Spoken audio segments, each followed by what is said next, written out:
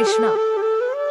प्रिय श्रोताओं, आज जया एकादशी के शुभ अवसर पर आप सभी सुनेंगे तुलसी माता और जया एकादशी की व्रत कथा। एक दिन नारद मुनि, जो सदैव ज्ञान और भक्ति की खोज में रहते हैं, भगवान श्री कृष्ण के पास पहुँचे। उनके मन में तुलसी माता के अद्वितीय महात्म्य को जानने की तीव्र इच्छा थी। उन्होंने भगवान से पूछा, हे प्रभु, हम जानते हैं कि तुलसी माता आपको अत्यंत प्रिय है, लेकिन उनके जन्म और उनके अद्भुत महात्म के बारे में हमें अधिक जानने की उत्सुकता है। तब भगवान श्री कृष्ण अपने दिव्य रूप में मुस्कुराते हुए नारद मुनि की जिज्ञासा को समझाते हैं और उन्हें तुलसी माता की कथा सुनाते हैं।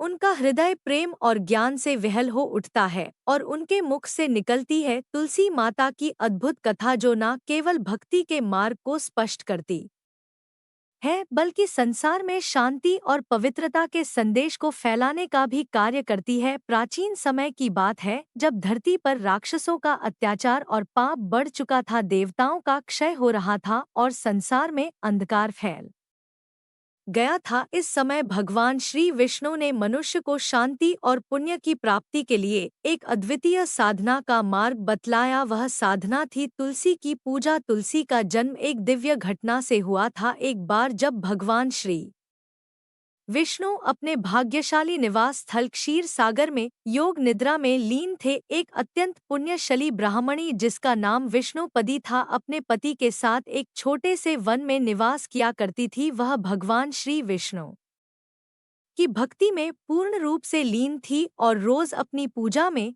श्रद्धा से तुलसी के पत्तों का इस्तेमाल किया करती थी। विष्णुपदी के हृदय में सच्ची भक्ति और समर्पण था, पर एक दिन जब वह पूजा करने गई तो उसने देखा कि एक राक्षस ने उसके तुलसी के पौधों को नष्ट कर दिया था। वह अत्यधिक दुखी हुई और भगवान श्री विष्णु से प्रार्थना करने लगी, हे प्रभु, मैं हर दिन आपकी भक्ति करती हूँ, लेकिन इस राक्षस के कारण मेरे पूजन का उद्देश्य विफल हो रहा है। कृपया प्रभु मुझे इस कष्ट से उभारे। भगवान श्री विष्णु ने अपनी निद्रा से उठकर उसकी प्रार्थना सुनी और उसे वरदान दिया कि हे भक्त, तुम्हारी भक्ति को कभी कोई नष्ट नहीं कर सकता।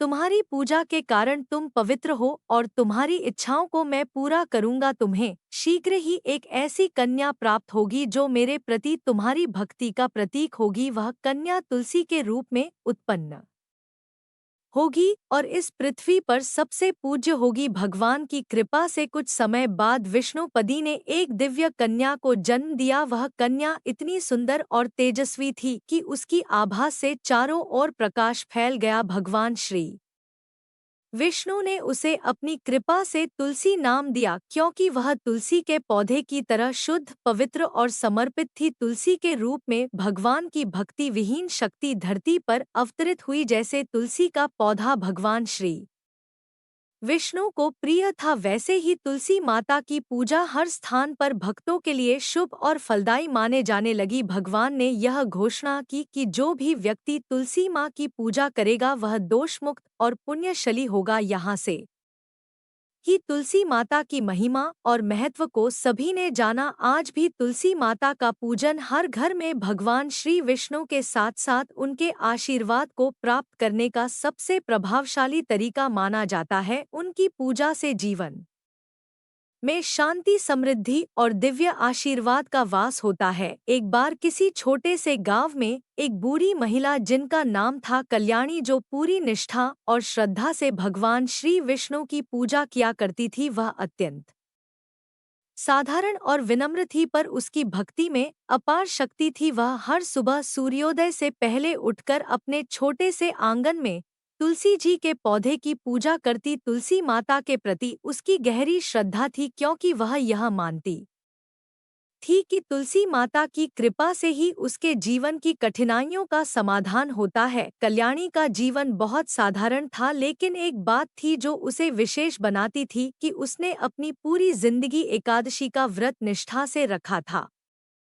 हर एकादशी को वह उपवास रहती, पूरी तरह से समर्पित होकर भगवान श्री विष्णु का ध्यान करती। वह जानती थी कि एकादशी का व्रत भगवान को प्रसन्न करने का सबसे प्रभावशाली तरीका है और उसकी भक्ति में तुलसी माता की भी विशेष भूमिका थी। लेकिन एक दिन जब एकादशी का व्रत आया, कल्याणी का मन किसी कारणवश विचलित हो गया। वह बिना ध्यान दिए अपने घर के आंगन में कुछ काम कर रही थी। अचानक उसने अन्न के कुछ दाने अपने मुंह में डाल लिए और ठीक उसी समय एक चूहे ने तुलसी के पौधे के पास रखे पानी के पात्र को गिरा दिया, जिससे तुलसी के पौधे में जल समर्पित हो गया। यह देखकर कल्याणी घबरा गई और जल्दी से पानी के पात्र को तुलसी के पौधे से दूर किया। लेकिन उसी समय, क्योंकि एकादशी का दिन खत्म हो गया था और उसने गलती जी से व्रत तोड़ा था, कल्याणी को घबराहट होने लगी। वह सोचने लगी कि अब मेरी पूजा और व्रत का कोई मूल्य नहीं रहा, क्या अब मुझे पाप लगेगा?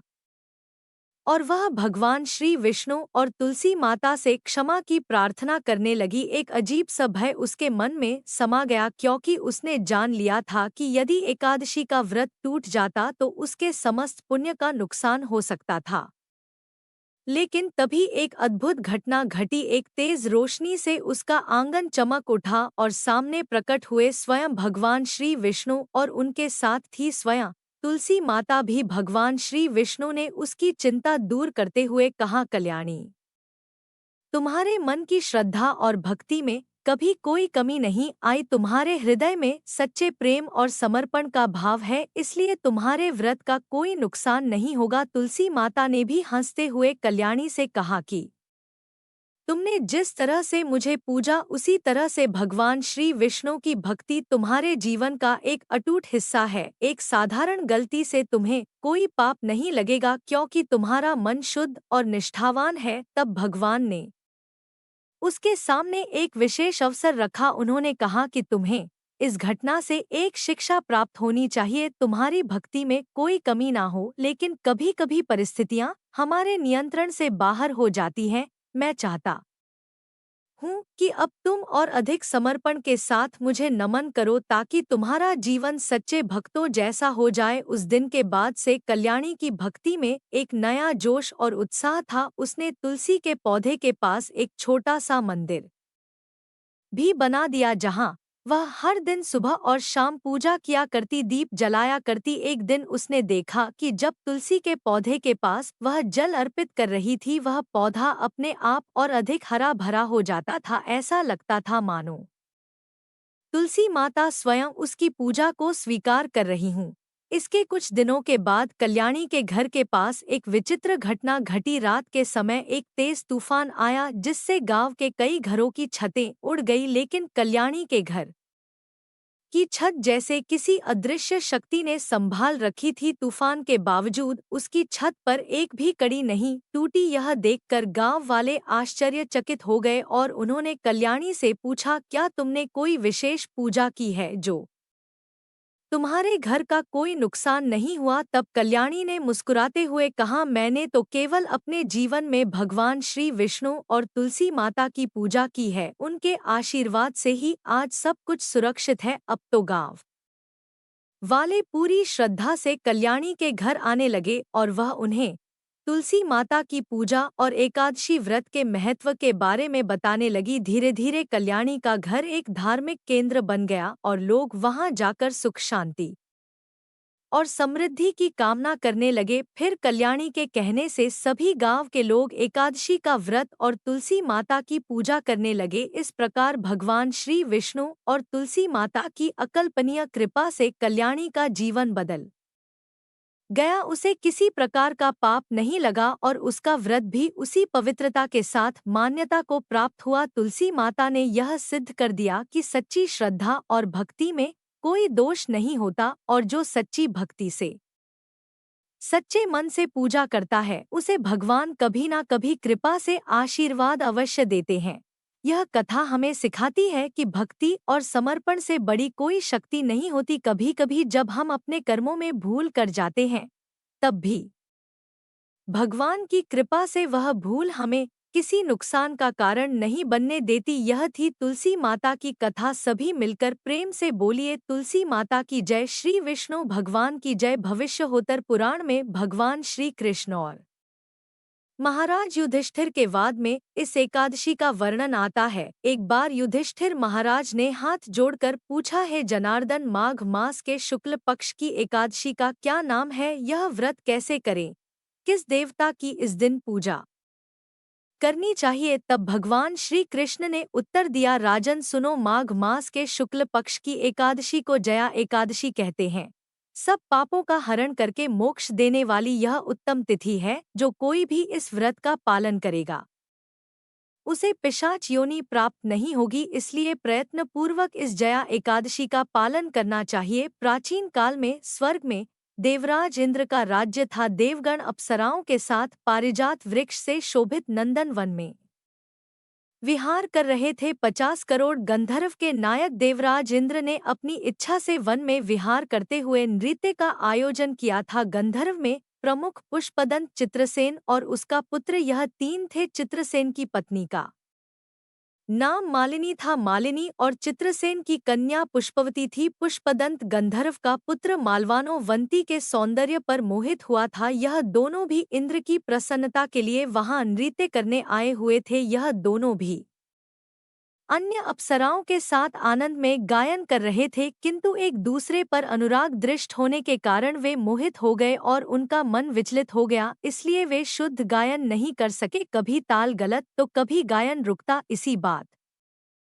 से क्रोधित और अपमानित होकर देवराज इंद्र ने उन्हें श्राप दिया, आप दोनों पतित हैं, मूर्ख हैं, तुम्हारा धिक्कार हो। मेरी आज्ञा भंग करने के फल स्वरूप आप पति पत्नी के रूप में पिशाच योनि में जन्म लेंगे। देवराज इंद्र से ऐसा श्राप मिलते ही वे दोनों बड़े दुखी हुए। फिर हिमालय में जाकर पिशाच योनि को प्राप्त होकर भयंकर दुख भोगते रहे। शारीरिक पातक से प्राप्त हुई इस योनि से पीड़ित वे एक दिन पर्वत की गुफा में भ्रमण कर रहे थे कि पिशाच पति ने अपनी पत्नी से पूछा, हमने ऐसा कौन सा पाप किया है जिसके लिए हमें यह योनि मिली? नरक यातनाएं तो दुखदायक है, पर पिशाच योनि में भी बहुत दुख है जो बहुत भयानक है। इसलिए पूर्ण प्रयत्न से इस पाप से छुटकारा प्राप्त करना चाहिए। दोनों चिंता मगन थे, किंतु भगवान की कृपा से उन्हें माघ महीने की एकादशी तिथि प्राप्त हुई। जया नाम से प्रसिद्ध यह तिथि सब तिथियों में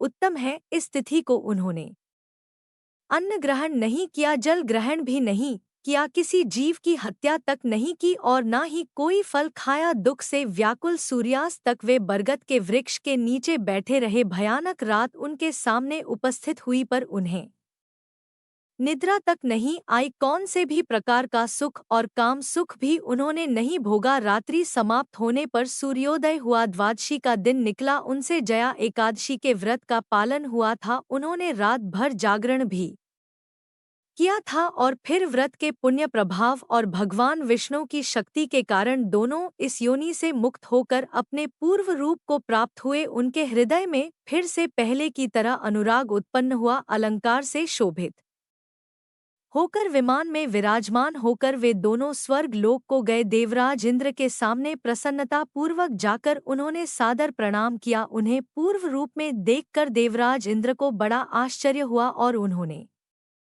पूछा, किस पुण्य के प्रभाव से आप दोनों पिशाच योनि से मुक्त हो पाए? मुझसे श्राप पाकर भी आप कौन से देवता के आश्रय से शाप मुक्त हो गए? भगवान वासुदेव की कृपा से तथा जया एकादशी व्रत के पुण्य प्रभाव से हम पिशाच योनि से मुक्त हुए हैं। तब देवराज ने कहा, अब मेरे कहे अनुसार आप दोनों सुधा पान कीजिए। जो लोग भगवान वासुदेव की शरण लेते हैं और एकादशी का पालन करते हैं वह हमें भी पूजनीय। भगवान श्री कृष्ण ने धर्मराज युधिष्ठिर से कहा, हे राजन, इसीलिए एकादशी का व्रत अवश्य करना चाहिए। जया एकादशी ब्रह्मा हत्या के पातक तक से भी मुक्त करती है। जिसने जया एकादशी के व्रत का पालन किया उसने सभी प्रकार का दान तथा यज्ञों का अनुष्ठान करने जैसा पुण्य प्राप्त किया और इसकी महिमा पढ़ने अथवा सुनने से अश्वमेघ यज्ञ का फल भी प्राप्त होता है। अब हम लोग एकादशी व्रत के पारण के बारे में जानेंगे। जया एकादशी व्रत का पारण यानी व्रत तोड़ने का समय 9 फरवरी की सुबह 7:04 से सुबह 9:17 तक है। इस शुभ मुहूर्त में जया एकादशी का व्रत तोड़ा जा सकता है।